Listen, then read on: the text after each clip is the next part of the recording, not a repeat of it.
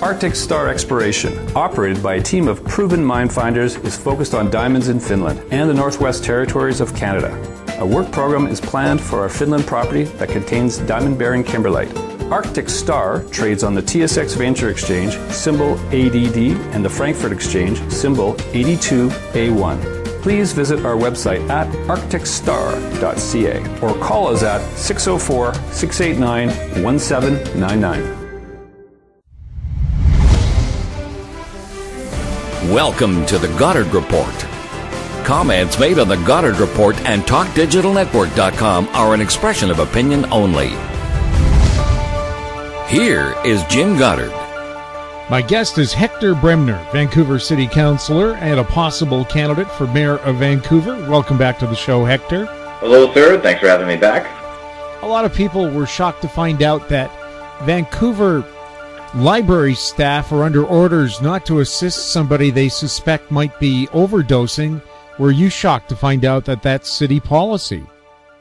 Yeah, I think that was, we got a report back from staff on this, and the chief librarian had been looking at this. There was members of the unionized staff that were asking for some specialized training on this. There have been calls, about 5 or 6 calls this year to the Vancouver public libraries of people who are experiencing distress related to opiates. And I guess the response was that there were security people on site or that paramedic staff would be able to administer it in relation. But I think that, generally speaking, every minute counts. And so, I think that the staff of the libraries were trying to do the right thing.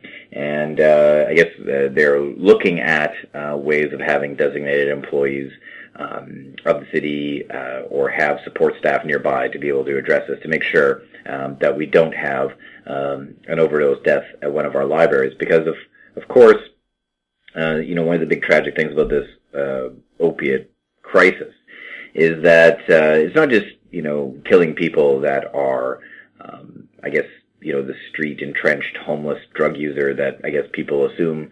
I was speaking with members of our VPD and they're finding lawyers slumped over their desks, and they're finding people in hotel rooms where with good careers and good lives, but struggle with addiction. And this poison, this fentanyl and carfentanil, is everywhere. And so what is being encouraged is that if someone does have even a casual drug habit. I've heard of a friend of a friend passed away recently. Very good career, young person, not necessarily a drug user, but was kind of goofing around for the weekend and got some bad stuff, and it ended up killing them. So just encourage people, if they're even if they're a casual user or just doing something for fun or something on the weekend, make sure that you are around people and you're not using alone, because every minute counts, and unfortunately what's killing a lot of people is people using alone.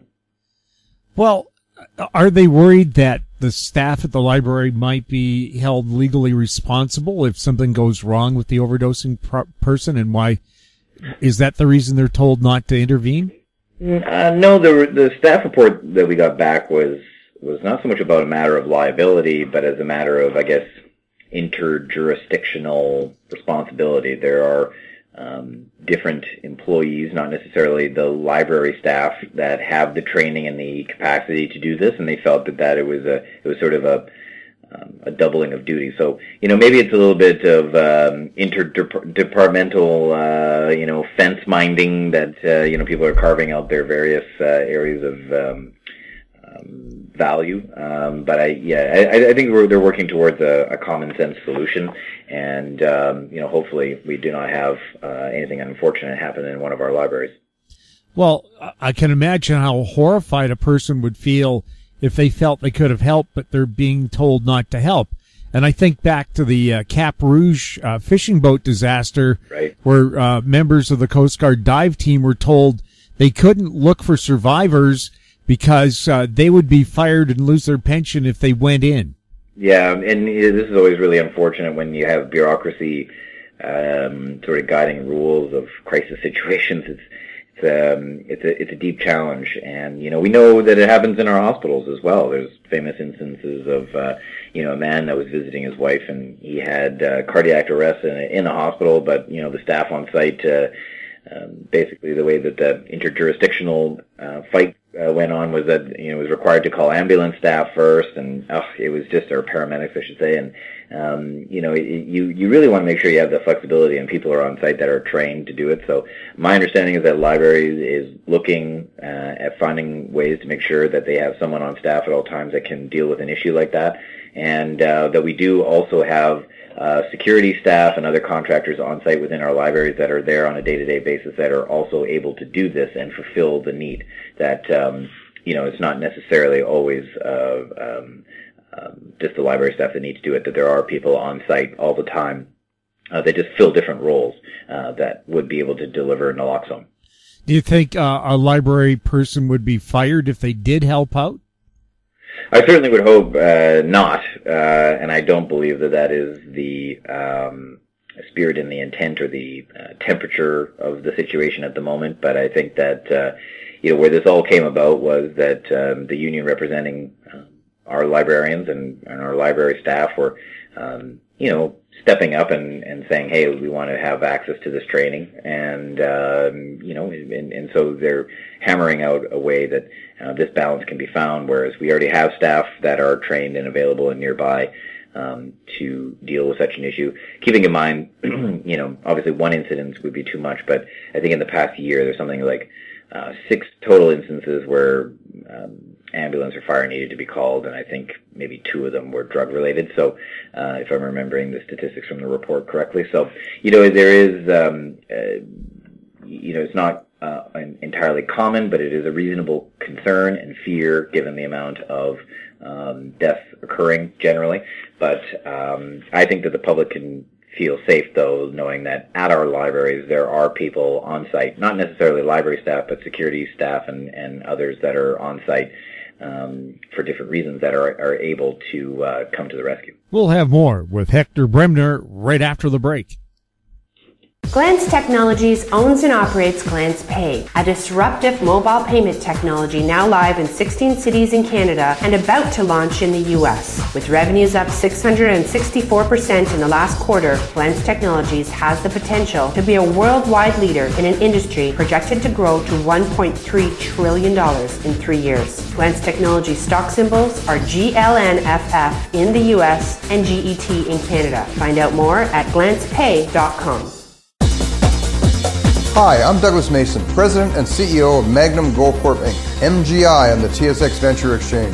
A 2015 drill program on the LH property intersected high-grade gold, including 16.9 meters of 13.58 grams and 11 meters of 20.66 grams per ton gold. A follow-up drill program is planned to further evaluate previously identified subsurface high-grade gold mineralization. Please visit our website at magnumgoldcorp.com. Welcome back. We're speaking with Hector Bremner. Hector, you got sort of a bombshell out of nowhere where Mayor Gregor Robertson said he wants to take Langara Golf Course and just turn it into regular parkland. Doesn't Vancouver already suffer from a lack of golf facilities? Because it seems to me they're pretty packed on any nice day.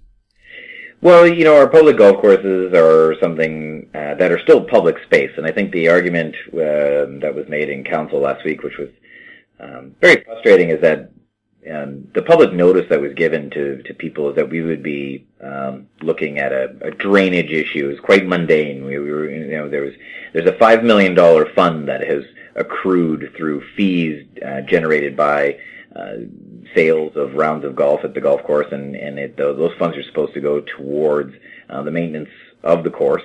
And the mayor struck and replaced the approval of those funds to revise a motion he attempted, I believe, in 2012 or 2013, which originally called actually for building housing on the golf course and pulling the golf course out and converting it largely into park space. It may or may not be a fair conversation to have. The other golf courses in the city are, membership based and, quite expensive, and this is a public golf course. It also generates a fair amount of revenue for the Parks Board, which is already struggling to keep up with some of the demands on it. We have quite a bit of park space in Vancouver, and obviously with the staff and the amount of work that it requires is eats up a lot of dollars. So, I think it was a bit of a blindside, and it was not necessarily in keeping with common parliamentary practice of making sure that if you're going to vote on something like this, that you would advertise it appropriately in advance. But I think it speaks to the playing politics of under this regime. Everything is done to sort of drive wedges into the community, and I think what Gregor Robertson's trying to do once again is to pit people that like the golf course and understand that it still has public space in it against those that maybe have another feeling about golf and the usage of the space. It's just it could be a positive conversation. It could be an interesting conversation about how to best use a public asset. But instead, he is once again creating a situation where people are going to be fighting and angry with each other and further divided. And this is just the kind of stuff that needs to stop. And, I'm telling you, the election in October just can't happen fast enough. Well, it sounds like it's elitist. If you can't afford to join a private golf club, then you don't deserve to play a game that's sort of the most popular on the planet. People there's a lot of people that go there. It does generate revenue. I guess his argument was that nobody uses it in the winter, and that is a fair point. And however, that some other people will argue that that there is a trail there, that that it is basically an open access park, and that it's also become a bird estuary, and that there is wildlife that is taken to the area, and that it's become a bit of a while it's manicured and not necessarily natural, it has become a wildlife reserve to a certain extent. There are folks, naturalists and biologists that feel that the area is working from an ecological point of view. So, but again, these are conversations that you should have in the open and upfront in an informed way, rather than just trying to sneak it across. Well, this smacks of the logo dispute, which the mayor tried to laugh off, but when you change the logo of a city, that's a huge cost. All your letterhead, your vehicles, signage has to be changed. And what's more, the logo that Vancouver currently has says everything about the city. You're by the sea. It's got nature. It's got flowers involved. You get the feeling that it's Vancouver. Just to have green and blue printing, how boring. Yeah, well, this is the priorities of City Hall have been so off base for so long. I was meeting with a group this morning, a community group that's very concerned about Chinatown, for example. And, there's just been a lack of priorities. They feel victimized over a lot of years. They felt that, they were being led down a path to, where decisions were going to be made for the community that were going to benefit the community. And then they find out that it's all just noise and press releases and posturing, and whether it's this Langara golf course, whether it's homelessness, whether or not it's the logo or the Green City initiative, it's all performative, and it's something I think is really worn on people. People feel like their city doesn't make sense anymore. They're frustrated. They just want their city to make sure that it's a safe place, where the good guys are able to do what good guys are supposed to do, and that the bad guys are punished, that there's a fair and level playing field for everyone. And instead, they have whistled past the graveyard. They continue to play politics with these things and drive wedges into our communities and trying to pit us against one another, so they can carve us off into neat little electoral groups that they can target in some sort of Cambridge Analytica kind of way. And I think it's really unfortunate. And I reject it. The movement that I've been leading rejects that. And what we're saying is that we're going to fix Vancouver. We're going to fix housing. We're going to fix the political culture. We're going to fix the transportation issues. And most importantly, we're going to fix things like public consultation and community engagement, and making sure that people genuinely feel like they have a voice at the table and they're not just being used all the time. We'll have more with Hector Bremner right after this.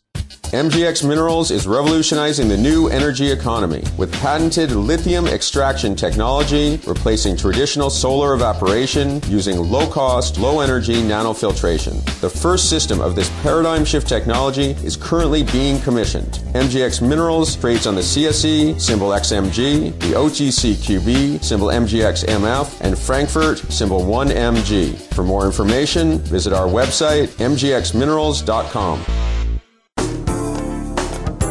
Don't miss out. Stay informed. Receive the HowStreet.com weekly recap with thought-provoking podcasts, radio, and articles delivered to your inbox. Sign up for the HowStreet.com weekly recap on our homepage at HowStreet.com.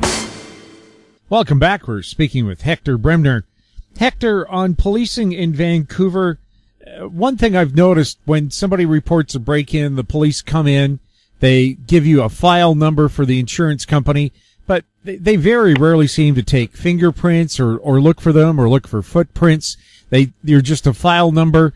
And yet we're also told that a very small number of people commit most of the crimes in Vancouver. Should they commit more effort to looking after just say one or two break-ins, because you're going to pick up somebody who's probably responsible for dozens? Well, I think it's a fair point, and one overwhelming conversation I have with property owners of Vancouver, whether it's commercial or residential, is the amount of property crime, and sometimes people just don't even bother to call it in anymore. They feel that it is, nothing will really come of it. I think in speaking with the police, they feel very frustrated themselves.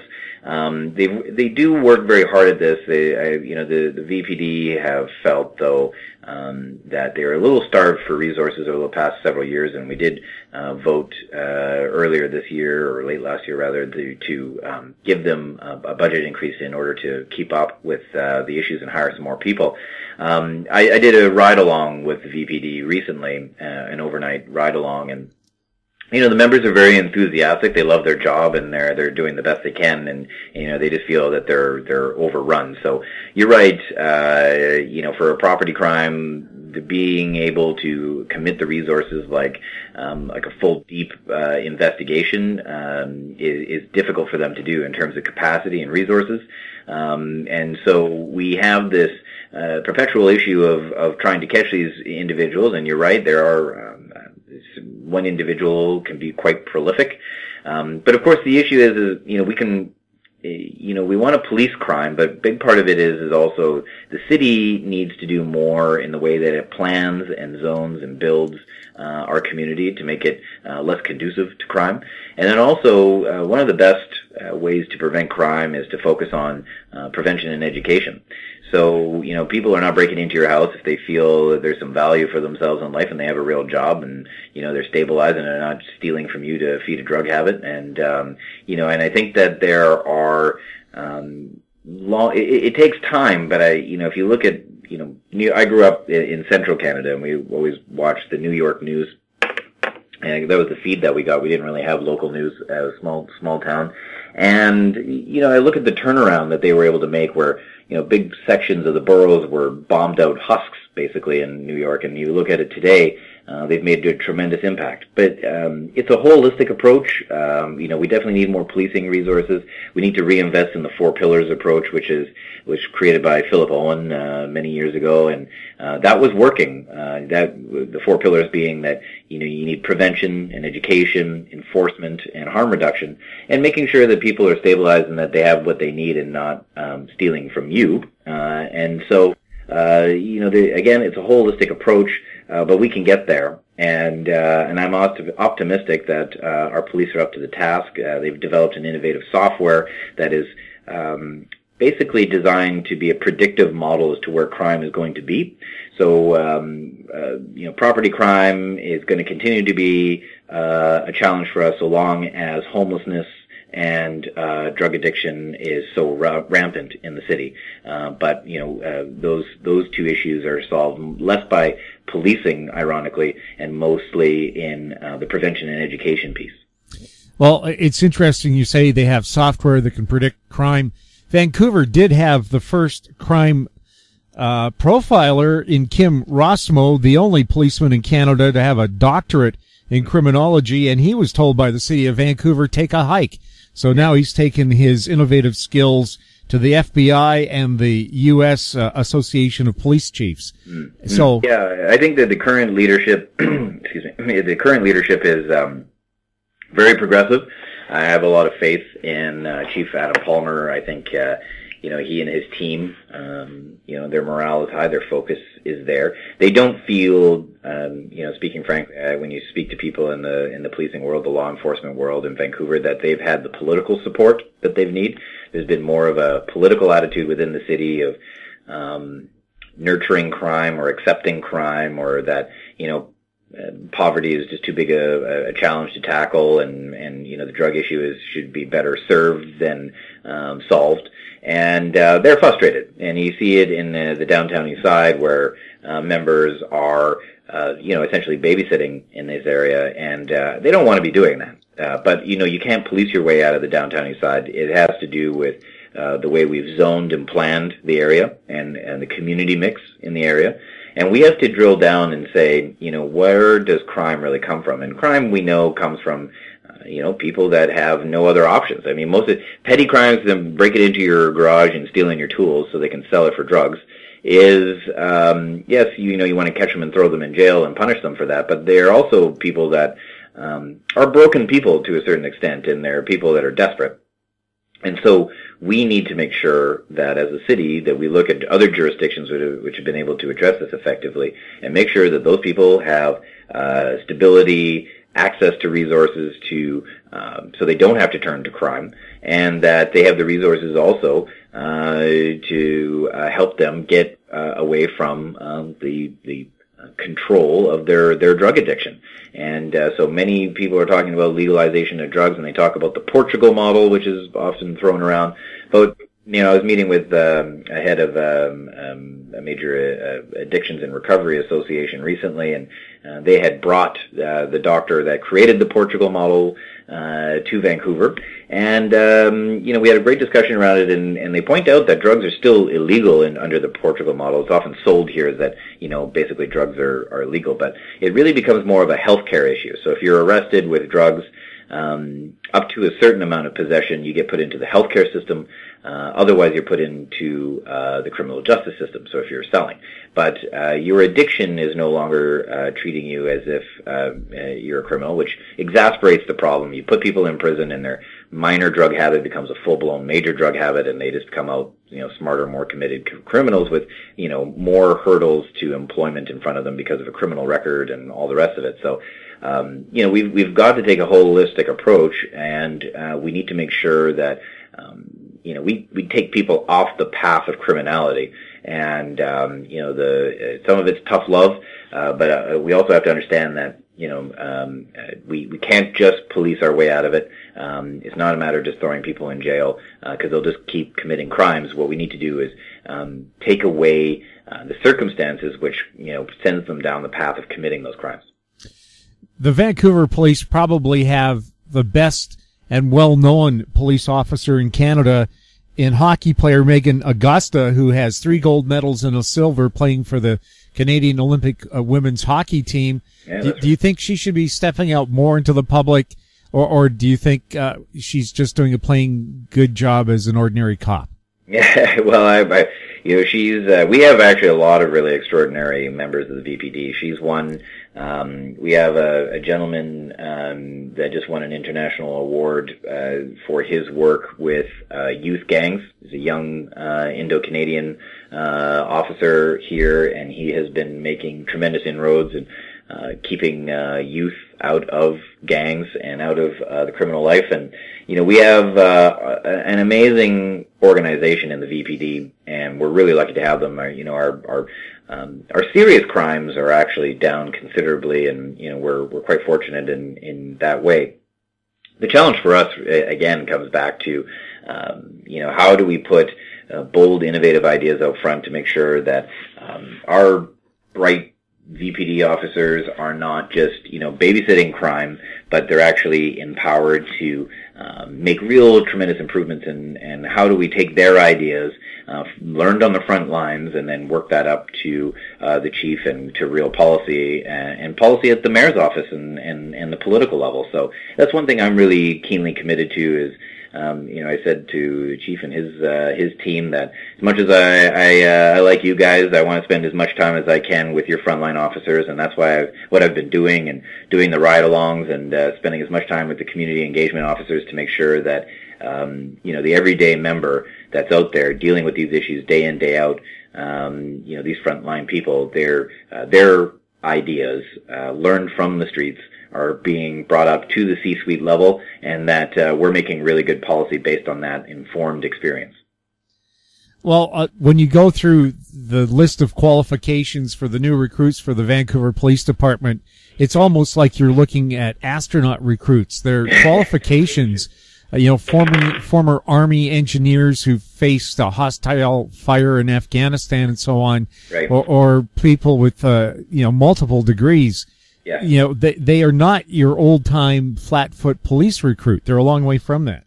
They are. The VPD, I would say, is a lot more along the lines of kind of the early FBI model out of the United States, where, you've got college recruits, educated people, bright minds doing the work, and very sophisticated organization, and we can be proud of that in a lot of respects. Again, they feel that they need more political support and that they need more of a political leadership on being a little bit tougher on crime and more importantly, just having a higher standard and expectation for the city.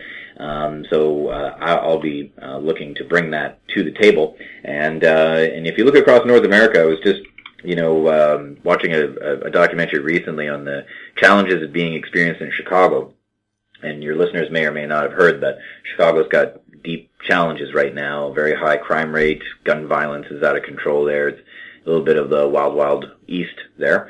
And, in drilling down on what's been happening to their police department is actually individuals that is the exact opposite of what we have, where they are not high quality recruits, and basically nobody wants the job, and they basically get what they get, and therefore the policing suffers, the community engagement suffers, and you have more instances of police violence, and you just have a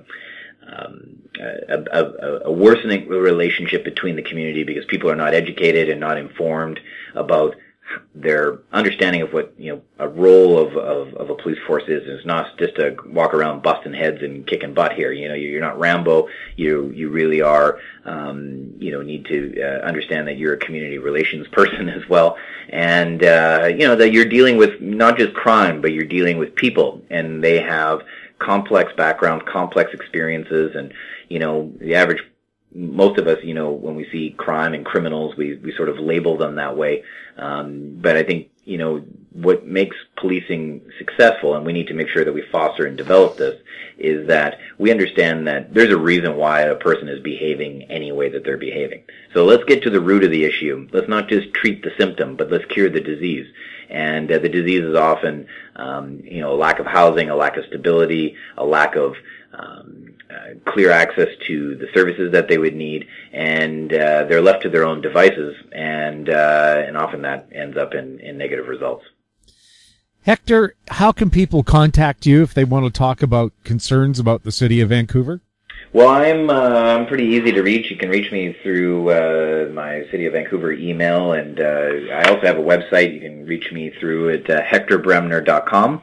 And if you like what you're hearing, and if you want to be a part of a positive movement to fix Vancouver, you can join the NPA, and you can go to my website at hectorbremner.com and sign up and become a member and help us take our party forward and be ready for October and to win this election. And you can also email me in my city council email at clrbremner@vancouver.ca. Thank you very much, Hector. Thank you, sir.